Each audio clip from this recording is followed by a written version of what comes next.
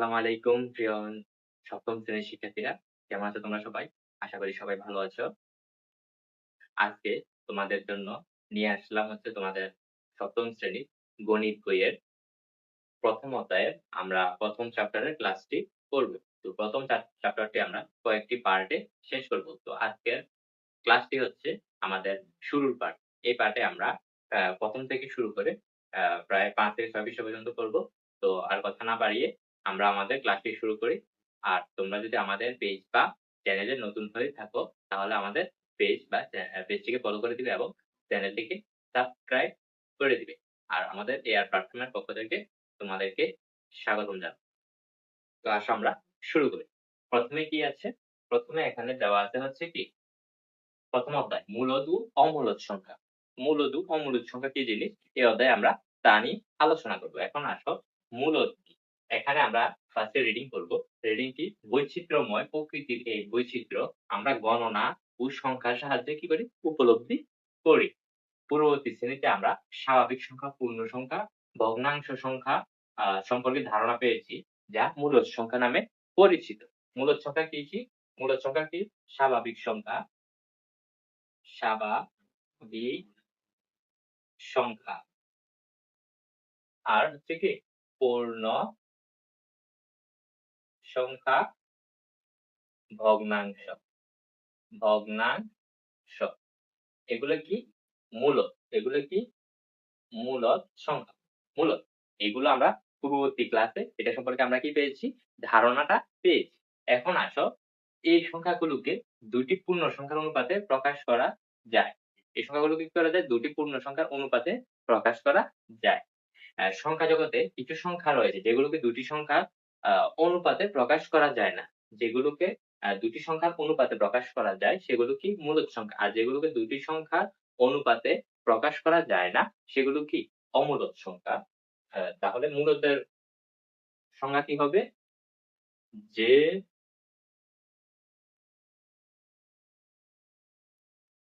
সংখ্যাগুলোকে ২ টি সংখ্যার অনুপাতে কি করা যায়? অনুপাতে ২ টি পূর্ণ সংখ্যার অনুপাত হবে। ২ টি পূর্ণ সংখ্যা। এখানে পূর্ণ সংখ্যার অনুপাতে কি করা যায়? প্রকাশ করা যায়। প্রকাশ করা যায়। আর অমূলদ কি? অমূলদ হচ্ছে যেটাকে আমরা প্রকাশ করতে পারি না। ২ টি পূর্ণ সংখ্যার অনুপাতে আমরা প্রকাশ করতে পারি না। এটাই কি? অমূলদ সংখ্যা। তারপর আমরা নিচে যাই। এই অধ্যায়ে আমরা কি করব? মূলদ সংখ্যা নিয়ে আলোচনা করব। এখন এখানে কি দেওয়া আছে? বর্গ ও বর্গমূল। বর্গ ও বর্গমূল জিনিসটা কি? আসেন আমরা বুঝি। এখানে কি বলা আছে? বর্গ একটি আয়ত যার বাহুগুলো কি? পরস্পর সমান। আমরা জানি বর্গের বাহুগুলো পরস্পর সমান। অর্থাৎ বর্গটা হচ্ছে এই যে ৪ টা বাহু থাকে না? এই ৪ টা বাহু কি হবে? সমান হবে। এই ৪ টা বাহু কি হবে? সমান হবে। কোন এটা যদি ১ হয়, এটাও ১ হবে, এটাও ১ হবে, এটাও ১ হবে। ১৩ টা বাহু সমান। এটাও কি? বর্গ। তারপরে আসেন বর্গের বাহুর দৈর্ঘ্যকে যদি আমরা ক একক হলে বর্গক্ষেত্রের ক্ষেত্রফল কি হবে? ক গুণ ক। যদি আমরা এখানে বাহুর দৈর্ঘ্য প্রত্যেকটা বাহুর দৈর্ঘ্য যদি আমরা কি করি? ক ধরে নেই। ক, ক, ক, ক। ক ধরে নেই। কারণ একটা বাহুর দৈর্ঘ্য ধরলেই প্রত্যেকটা বাহুর দৈর্ঘ্য বের হয়ে যাচ্ছে। কারণ আমরা জানি বর্গের একটি বাহুর প্রত্যেকটা বাহুর দৈর্ঘ্য একই রকম সমান। তাহলে আমরা যদি একটা বাহুর দৈর্ঘ্য ক ধরি তাহলে এটার ক্ষেত্রফল কি আসবে? বর্গের ক্ষেত্রফল আসবে হচ্ছে কি? ক গুণ ক সমান অথবা ক স্কয়ার। ক গুণ ক কে আমরা কি লিখতে পারি? ক স্কয়ার আকারে লিখতে পারি। ঠিক আছে? এটা হচ্ছে কি? বর্গ। আমরা যখন কোন কিছুকে স্কয়ার আকারে অর্থাৎ উপরে যখন বর্গ দিব এটাকে কি? বর্গ। স্কয়ার দিব এটা কি? বর্গ। এটাকে কি বলা হয়? স্কয়ার বলা হয়। উপরে যখন ২ এর ২ দিব তখন এটাকে কি বলা হয়? স্কয়ার বলা হয়। এই যে এখানে এই জায়গাটা একটা রিডিং দিবে, রিডিং দিলে তোমরা বুঝতে পারবে। এখন আসো বর্গমূল জিনিসটা কি? বর্গমূল জিনিসটা কি? বর্গমূল মূলত হচ্ছে কি? রুট। রুট হচ্ছে কি? বর্গমূল। এই চিহ্নটাকে কি বলা হয়? বর্গমূল। এই চিহ্নটাকে কি বলা হয়? বর্গমূল। আর এটাকে বলা হয়, কোনো কিছুর উপর যদি স্কয়ার থাকে তাহলে এটাকে বলা হয় কি? বর্গ। এখন আসো, বর্গমূল জিনিসটা হচ্ছে আমরা রুট, এটা আমরা জানি, ঠিক আছে? এখন আসো বর্গমূলের সংখ্যাটা কি? কোন সংখ্যাকে সেই সংখ্যা দ্বারা গুণ করলে যে গুণফল পাওয়া যায় তা ওই সংখ্যার কি? বর্গ। ধরো কি বলা হয়েছে? কোন সংখ্যাকে সেই সংখ্যা দ্বারা গুণ। ধরো আমি একটা সংখ্যা নিলাম ২ এবং এই সংখ্যাটাকে আবার একই সংখ্যা মানে অর্থাৎ হচ্ছে ২ দ্বারা গুণ করলে যেটা পাবো এটাই কি? বর্গ। হ্যাঁ, বর্গ। তাহলে এটা হবে ৪ এবং সংখ্যাটি গুণফলের কি? বর্গমূল। সংখ্যাটি গুণফলের বর্গমূল। এখন যখন এটাকে আমরা রুট করে দিব, রুট এটাকে বলা হয় কি? বর্গমূল। বর্গমূল। আর এটাকে আমরা কি বলি? রুট বলি। বাংলায় বর্গমূল আর হচ্ছে ইংলিশে আমরা রুট বলে থাকি। তো এটাকে যখন রুট করব তখন অটোমেটিক আবার ২ চলে আসবে। এটাই কি? বর্গমূল। বর্গ আর বর্গমূল। সবাই কি ক্লিয়ার? বর্গ হচ্ছে আ কোন সংখ্যাকে সেই সংখ্যা দ্বারা গুণ করলে আমরা কি পাবো? বর্গ পাবো। অথবা কোন সংখ্যাকে যদি আমরা স্কয়ার করি এটা আমরা কি পাবো? বর্গ পাবো। আবার যখন যেই ওই সংখ্যাটার গুণফলটাকে যখন বা বর্গটার ফলটাকে যখন আমরা কি করব? বর্গমূল করব, তখন আমরা সেই সিঙ্গেল সংখ্যাটাই আবার কি পাবো? পেয়ে যাবো। আর এটাই হচ্ছে কি? বর্গমূল। ক্লিয়ার সবাই? আশা করি সবাইকে বুঝাইতে পারছি। এবার আসেন, এই যে এখানে একটা উদাহরণ দিয়েছে। এখানে একটা উদাহরণ দিয়েছে কি? ৪। এই যে এটাই দিচ্ছে। ৪ সমান ২ গুণ ২। এটাকে আমরা ২ স্কয়ার লিখতে পারি। হ্যাঁ? ২ স্কয়ার কি করতে পারি? লিখতে পারি। তো ২ এর বর্গ কত? ৪। এখানে বলা আছে ২ এর বর্গ ৪। ৪ এর বর্গমূল হচ্ছে ২। ২ এর বর্গ, ২ কে যখন আমরা বর্গ করব তখন পাবো হচ্ছে ৪। আবার ৪ এর বর্গমূল হচ্ছে ২। আশা করি সবাই বুঝতে পেরেছেন। এটাই হচ্ছে বর্গ আর বর্গমূলের মধ্যে পার্থক্য। আমাদের ১ম পৃষ্ঠা শেষ। আমাদের কি হলো? ১ম পৃষ্ঠা এর মধ্য দিয়ে শেষ হলো। তারপর আসেন, তারপরের পৃষ্ঠায় কি বলা আছে? এখানে পূর্ণবর্গ সংখ্যা দেওয়া আছে কিছু।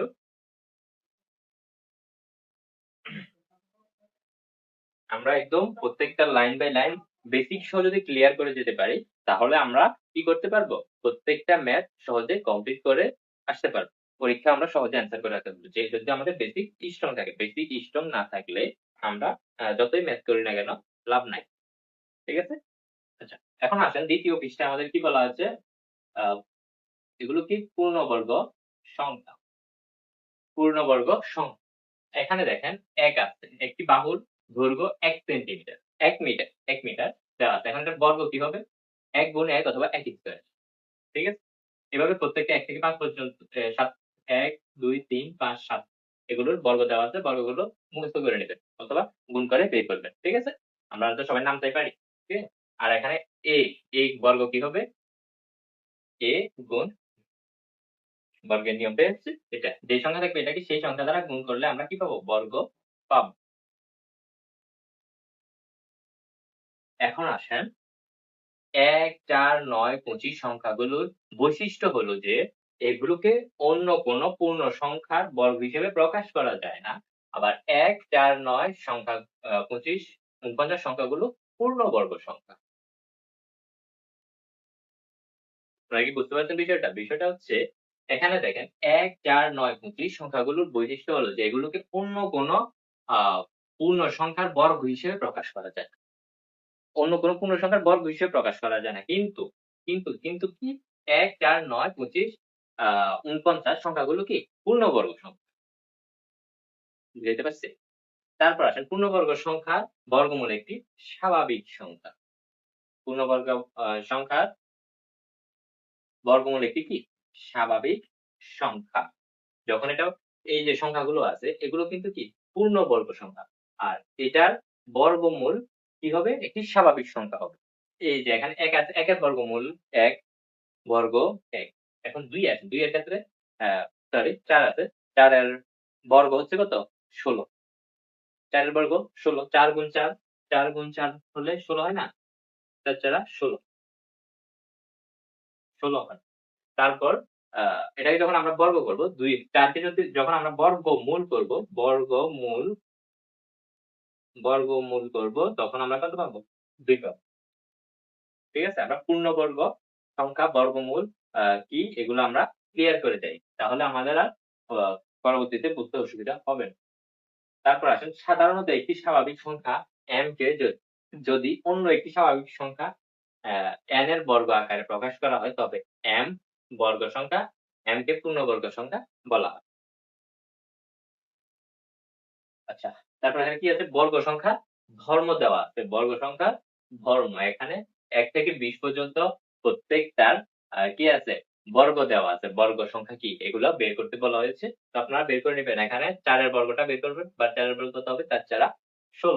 ৭ এর বর্গ ৭ ৭ ৪৯। ১০ এর বর্গ ১০ ১০ ১০০। এভাবে বের করে নিবেন। প্রত্যেকটা এই সবটা ফিল আপ করবেন। আর এগুলো ১ থেকে ২০ পর্যন্ত সবগুলো সংখ্যার বর্গ সংখ্যা মুখস্থ করে ফেলবেন। একদম মুখস্থ করে ফেলবেন। ঠিক আছে? যাতে ১৬ বর্গ কত বললেই বলতে পারেন। এভাবে মুখস্থ করে ফেলবেন। তারপরে আসেন, এই যে সারণীটা আছে, এই সারণীভুক্ত বর্গগুলোর এককের ঘরে অঙ্কগুলো ভালোভাবে পর্যবেক্ষণ করি। লক্ষ্য করি যে এই সংখ্যাগুলোর একক স্থানীয় অঙ্ক কত? ১, ০, ১, ৪, ৫, ৯, ৬, ৯ হয় বা ৯। আবার কি বলা হয়েছে? কোন বর্গ সংখ্যার একক স্থানে ২, ৩, ৭ বা ৮ অঙ্ক নেই। কি নেই? ২, ৩, ৭, ৮ আর এখানে আছে কি? ০, ১, ৪, ৫, ৬ আর হচ্ছে কি? কত? ৯। এগুলো কোথায় আছে? পূর্ণবর্গ সংখ্যার একক স্থানে। একক স্থানে আছে। আর এগুলো কি? নেই। এই সংখ্যাগুলো নেই। আপনারা যখন এই চার্টটা দেখবেন, এই যে এই চার্টটা প্রত্যেকটা সংখ্যার বর্গ করার পরে একক স্থান হিসাব করবেন। ওই একক স্থানে দেখবেন যে শুধুমাত্র ০, ১, ৪, ৫, ৬, ৯ এই সংখ্যাগুলো পাওয়া যাচ্ছে। আচ্ছা, আপনাদেরকে আমি দেখাচ্ছি। এই যে দেখেন আমরা ১৯ এর বর্গ করেছি। ১৯ এর বর্গের এককটা আমরা কোন দিক থেকে হিসাব করি? ডান দিক থেকে না হিসাব করি? তো ডান দিকে দেখেন এককের ঘরে এক আছে। এই যে দেখেন এখানে ১ থেকে একক বের করে। তারপর দেখেন এটার এককের ঘরে কত আছে? ৪ আছে। তারপরটার এককের ঘরে ৯ আছে। তারপরটা ৬ আছে। তারপরেরটা হ্যাঁ, এভাবে দেখেন এই সংখ্যাগুলোই বারবার এককের ঘরে আসতেছে। আর এই যে সংখ্যাগুলো আছে ২, ৩, ৭, ৮ এগুলো কোনটার বর্গ সংখ্যার এককের ঘরে নাই। তো এই সংখ্যাগুলো দিয়েও চাইলে আমরা কোনটা বর্গ সংখ্যা আ কোনটা বর্গ সংখ্যা নয় এটা আমরা খুবই সহজে মনে রাখতে পারি। এটা একটা ট্রিক। ঠিক আছে? তারপর এখানে কাজ দেওয়া আছে। কি বলা হয়েছে? কোন সংখ্যার একক স্থানীয় অঙ্ক আ ০, ১, ৪, ৫, ৯ হলে কি সংখ্যাটি পূর্ণ বর্গ সংখ্যা হবে? হ্যাঁ, হবে। যেহেতু এখানে আমাদের বলা আছে একক স্থানীয় অঙ্ক ০, ১, ৪, ৫, ৬, ৯ থাকলে এগুলো কি বর্গ সংখ্যা। এই যে নিচের সংখ্যাগুলো কোনগুলো পূর্ণবর্গ সংখ্যা এগুলো বের করতে হবে। এখন পূর্ণবর্গ সংখ্যা আমরা কিভাবে বের করব? এই যে এই ট্রিক্সটা এপ্লাই করে আমরা বের করতে পারবো কোনটা পূর্ণবর্গ সংখ্যা আর কোনটা পূর্ণবর্গ সংখ্যা নয়। এই যে এখানে কয়টা দেওয়া আছে? ১, ২, ৩, ৪, ৫, ৬, ৭। ৭ টা সংখ্যা দেওয়া আছে। ৭ টা সংখ্যার মধ্যে আমি প্রথমটা আপনাদেরকে একটু বুঝাই। ২, ০, ৬, ২ এই সংখ্যাটা দাও। এখন এটা কি পূর্ণবর্গ সংখ্যা নাকি পূর্ণবর্গ সংখ্যা নয়? এটা আমরা কিভাবে বুঝবো? আমরা তো অনেক ক্যালকুলেটরে আমরা রুট দিলে আমরা বের করতে পারবো হচ্ছে এটা কি পূর্ণবর্গ সংখ্যা নাকি পূর্ণবর্গ সংখ্যা না। এখন এটা আমরা কিভাবে বের করব? এই যে এটা বের করার ট্রিক্সটা কি? এই যে যখন আমরা এককের ঘরে দেখব আ এই যে এই সংখ্যাগুলো আছে ২, ৩, ৭, ৮ এই সংখ্যাগুলো আছে তখন আমরা বুঝে ফেলতে পারবো যে এটা পূর্ণবর্গ সংখ্যা নয়। তাহলে কি এটা পূর্ণবর্গ সংখ্যা? না। এটা পূর্ণবর্গ সংখ্যা না। তারপরেরটাতে আসেন এটার এককের ঘরে ৭ আছে, এটাও পূর্ণবর্গ সংখ্যা না। এটার এককের ঘরে ৩ আছে, এটাও কি পূর্ণবর্গ সংখ্যা না। এটাও পূর্ণবর্গ সংখ্যা না। ৮ আছে। এটা কত? ১০৬৮ ১০০০ কত? ৬৮ এই যে এটা লাস্ট সংখ্যাটা দেখেন। এটা লাস্ট সংখ্যাটা কত? ৮ এখানে কি ৮ আছে? ৮ সরি ৮ আছে এখানে। তাহলে এটাও কি পূর্ণবর্গ সংখ্যা? না। তারপরেরটা আসেন কত আছে? ৩৩৯ ৩৯৬৯ এখানে দেখেন এই যে ৯ আছে, এখানে ৯ আছে তাহলে এককে আছে থাকলে এটা কি হবে? পূর্ণবর্গ সংখ্যা। তাহলে এই সংখ্যাটা কি? পূর্ণবর্গ সংখ্যা এবং শেষে যেটা আছে এটাও দেখেন শেষে ১ আছে। তার মানে কি? এই যে সংখ্যাগুলো আছে এই ৭ টা সংখ্যার মধ্যে মাত্র শেষের যে ২ টা সংখ্যা আছে এগুলো কি? পূর্ণবর্গ সংখ্যা।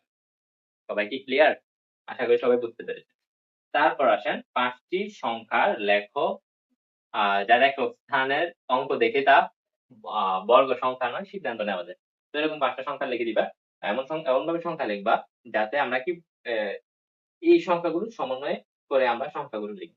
কারণ এই সংখ্যাগুলো যেই সংখ্যার শেষে থাকবে ২, ৩, ৭, ৮ এই ৪ টা সংখ্যা যে সংখ্যার শেষে থাকবে ওই সংখ্যাটা কখনো পূর্ণবর্গ সংখ্যা হতে পারে না। তো এই সংখ্যাগুলো আমরা শেষে দিয়ে দিলেই যেকোনো সংখ্যা লিখে এই সংখ্যাগুলো আমরা এককের ঘরে দিয়ে দিব। তাহলে এটার পূর্ণবর্গ সংখ্যা কি হতে পারবে না। ক্লিয়ার সবাই? ঠিক। তারপর আসুন আমরা 3rd পৃষ্ঠায় যাই। এখানে কি আছে? এখানে দেখেন এবার সারণী থেকে একক স্থানে ১ রয়েছে এমন বর্গ সংখ্যা নেই। এখান থেকে একক স্থানে ১ রয়েছে এমন বর্গ সংখ্যা নিলাম। তারপর দেখেন কি হয়েছে? এই যে এখানে দেখেন কোন সংখ্যার একক স্থানীয় অঙ্ক ১ বা ৯ হলে এর বর্গ সংখ্যা একক স্থানীয় অঙ্ক কত?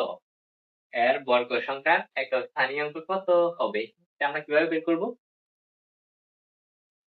১ হবে। কি হবে? ১ হবে। এই যে দেখেন আমরা এই যে সংখ্যাগুলো নিলাম আর যখন বর্গ করছি, বর্গর পরে দেখেন এখানে প্রত্যেকটার কত আছে? ১ আছে। একক স্থানীয় অঙ্কে কত আছে? ১ আছে। তাহলে আমরা কোনটা যদি ১ অথবা ৯ নেই, তাহলে প্রত্যেকটার বর্গ সংখ্যার একক স্থানীয় অঙ্ক কত হবে? ১ হবে। ঠিক আছে? এখানে উত্তর কি হবে? ১। তারপর আসেন একইভাবে কোন সংখ্যার একক স্থানীয় অঙ্ক ৩ বা ৭ হলে কোনভাবে একক স্থানীয় অঙ্ক কি হবে? ৩ বা ৭ হলে এর বর্গ সংখ্যার একক কত হবে? বর্গ সংখ্যার একক স্থানে কত হবে? এই যে দেখেন ৩ বা ৭ হলে এখানে একক বর্গ এগুলোকে আমরা যখন বর্গ করব, বর্গ করার পর দেখেন একক স্থানে কত আছে? ৯। তার মানে এখানে কত হবে? ৯ হবে। তারপর আসেন তারপর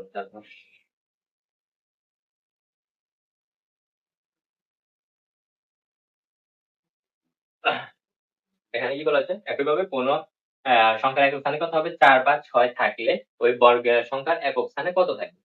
৪ বা ৬ দেখেন এখানে ৪ বা ৬ তো এটা বর্গ করলে একক এখানে কত আসতেছে? ৬ আসছে। আবার এখানে আমরা কি লক্ষ্য করতে বলা হয়েছে? তো কি লক্ষ্য করব?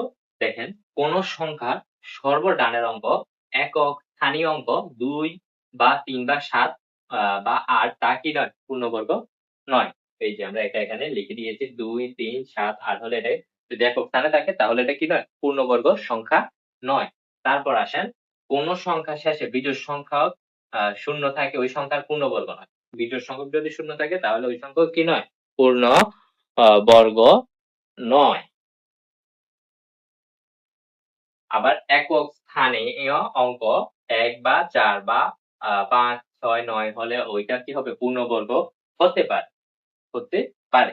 এই যে যেমন উদাহরণ দিয়ে দিছে। তারপর আসেন আবার সংখ্যার ডান দিকে জোড় সংখ্যক শূন্য।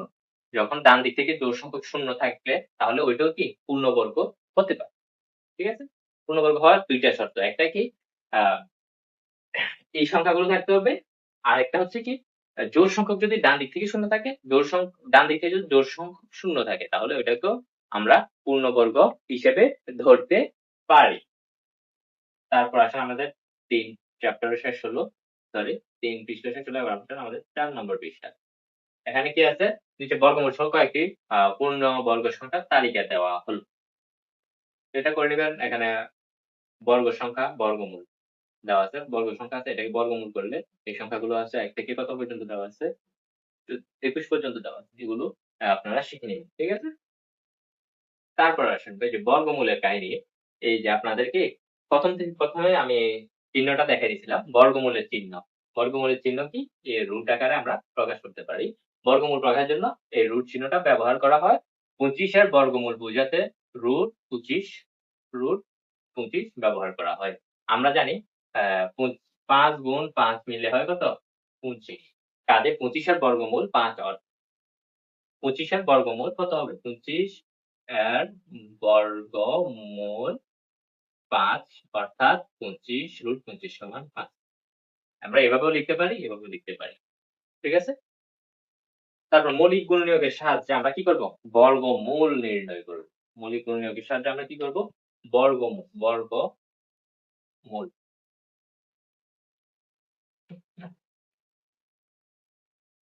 কি হতে হবে? বর্গমূল নির্ণয়ের ক্ষেত্রে মৌলিক গুণনীয়ক হতে হবে। সবগুলো কি হতে হবে? মৌলিক গুণনীয়ক। এই যে আমরা ১৬ কে মৌলিক গুণনীয়কের সাহায্যে আমরা কিভাবে বিশ্লেষণ করতে হবে। তো ফার্স্ট এ আমরা কি করব?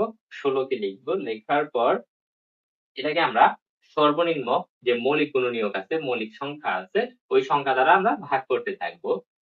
২ দিয়ে যদি আমরা ভাগ করি ২ দিয়ে যদি আমরা ভাগ করি ৮ দুগুণে ১৬, আবার ২ দিয়ে যদি করি ৪ দুগুণে ৮, আবার ২ দিয়ে করলে ২ দুগুণে ৪। আর এই যে সংখ্যাগুলো আমরা পেলাম ২, ২, ২, ২ এগুলোই কি ১৬ এর মৌলিক গুণনীয়ক।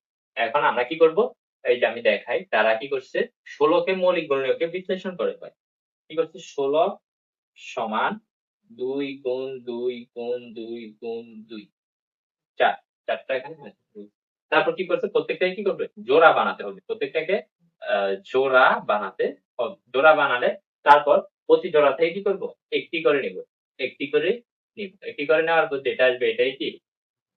বর্গমূল। এটাই কি হবে? মৌলিক গুণনীয়কের সাহায্যে বর্গমূল নির্ণয় আমরা করতে পারি। আমরা নরমালি ১৬ কে যখন আমরা বর্গ করব, যখন এভাবে ১৬ কে আমরা বর্গ করব তখন আমাদের অ্যান্সার 4 আসবে, ৪ আসবে। আর যখন মৌলিক গুণনীয়কের সাহায্যে আমরা করব তখন এটার অ্যান্সার কত আসবে? ৪ আসবে একই।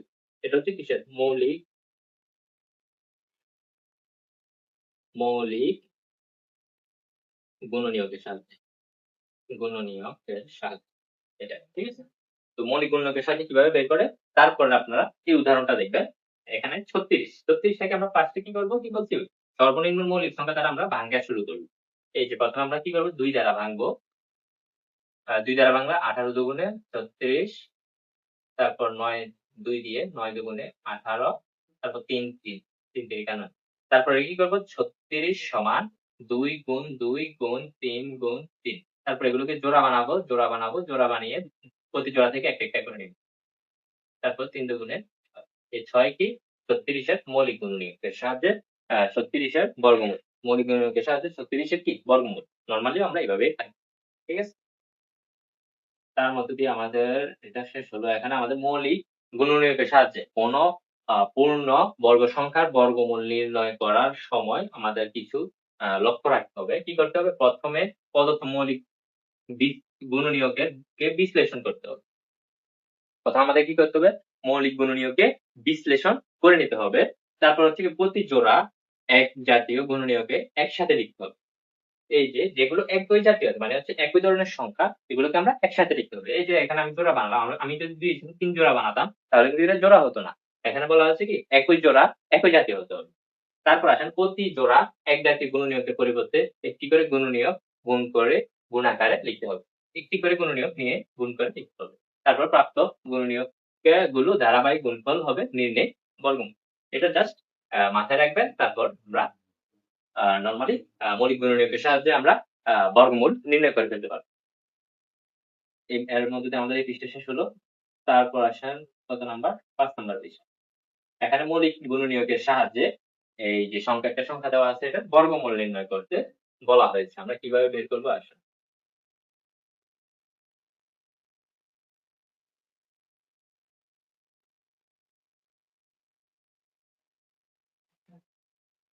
মৌলিক গুণন কি বলেছি? ফার্স্ট এ আমরা সংখ্যাটা লিখব। লিখার পর সর্বনিম্ন যে মৌলিক সংখ্যা আছে এটা দ্বারা আমরা কি করব? ভাঙ্গা শুরু করব। ভাগ করব। কত আসে? ১৫৬৮ আসে, হ্যাঁ? তারপরে আমরা যখন আবার ২ দ্বারা ভাঙবো তখন আসবে কত? ৭৮৪। তারপর ২ দ্বারা করব ৩৯২ আবার ২ দ্বারা করব ১৯৬ আবার ২ দ্বারা করব ৯৮ আবার ২ দ্বারা করলে ৪৯ আবার করলে ৭ ঠিক আছে? এগুলো মৌলিক সংখ্যা অবশ্যই হতে হবে। অন্য কোনো সংখ্যা হবে না। তো এভাবে আসার পর এবার একটু লক্ষ্য করেন কি করব? এই যে সংখ্যাটা আছে এটা লিখব। লেখার পরে যে গুণনীয়কগুলো পেয়েছি এখান থেকে শুরু করে এই পর্যন্ত যা আছে সবগুলোকে আমরা গুণনীয়ক আকারে লিখে নিব। ২ কয়টা? ২ গুণ ২ গুণ ২ গুণ ২ গুণ ২ গুণ ২ গুণ ৭ গুণ ৭। তারপর কি করতে হবে? প্রত্যেকটাকে কি করতে হবে? জোড়া বানাতে হবে। তোমরা কিন্তু সেকেন্ড লাইনে জোড়া বানাবে, ঠিক আছে? আমি একটা লাইনে করে দেব।